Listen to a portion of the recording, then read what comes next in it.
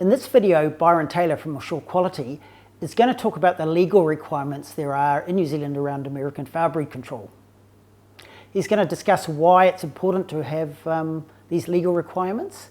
He's going to explain what they are, and he's going to talk about where they came from, the fact that they were really generated by the beekeeping industry, and it's what the beekeeping industry in New Zealand thought was the best way of eradicating American foulbrood. With the legal requirements, it's important to note that most of the things that are required are common sense anyway, and it was just about putting some sort of framework around how the elimination of American foulbrood disease was going to happen and what was going to make it easier, I suppose, from the perspective of an agency that was supposed to be managing the whole process. The pest management plan has a few reporting requirements in it that just make managing a lot easier, and one of the requirements is to report American foulbrood disease within 7 days of discovery. Right, so the way to report American foulbrood disease is to get in contact with an apiculture officer, Ashore Quality. They will record the incidents on the apiary database, and it's important to note that when you advise them, that advice has to be in writing. Broadly speaking, there are two kinds of beekeepers when it comes to the identification of American foulbrood disease. We've got beekeepers who are approved. Those beekeepers have gone through a course, sat a test, and basically prove that they know what they're doing when it comes to American foulbrood disease. Then we have the beekeepers that haven't yet gone through that process. So in terms of the reporting, I want to talk about certificates of inspection.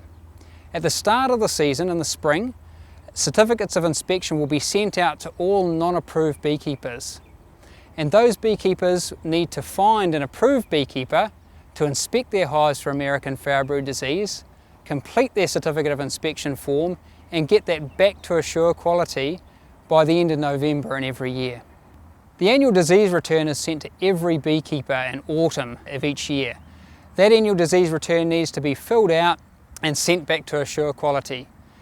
The idea of the annual disease return is it's an opportunity to update all the information in the apiary database, and it's also an opportunity to summarise any American foulbrood disease that you've found over the course of the beekeeping season. So essentially what that means is that all AFB is going to be reported twice. Once when you find it within 7 days, and a second time on the annual disease return at the end of the season. In order to protect the beekeeping industry, occasionally the management agency does have to take action against non-compliant beekeepers.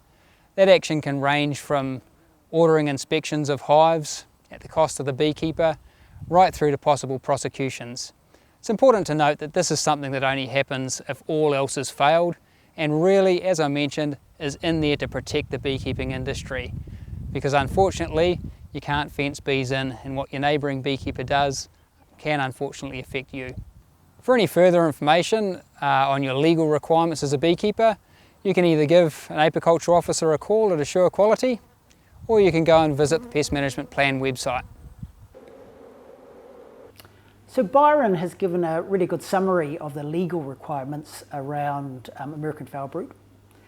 If I wanted to pick out the most important of those, as their legal requirements are all important, but the ones that have the biggest effect on AFB control, the first one is every beekeeper must be registered. The second one is that every apiary must be registered. And that's important so that if you find AFB, we can kind of track down where it might have come from. The third one is that you must inspect for AFB at the appropriate time.